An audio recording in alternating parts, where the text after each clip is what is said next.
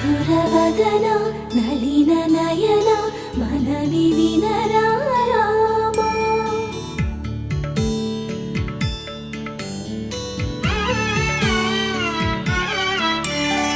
రామ చక్కని సీతకి అరచేత గోరింట ఇంత చక్కని చుక్కకి ఇంకెవరు మొగుడంట.